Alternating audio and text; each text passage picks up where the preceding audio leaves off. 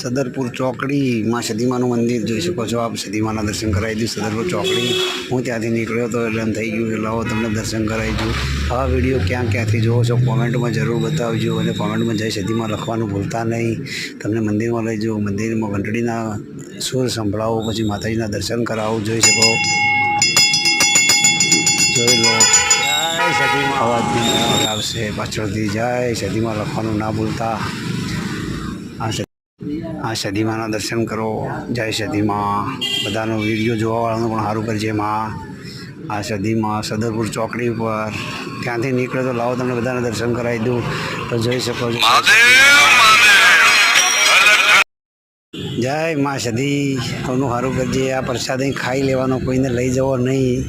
જય માં સદી। આ ઉપર જો બહાર કેટલી સુંદરીઓ માતાજીની છે। કોમેન્ટમાં જય સદીમાં લખવાનું ના ભૂલતા। હું અહીંથી નીકળ્યો તો તમને દર્શન કરાવી દીધા।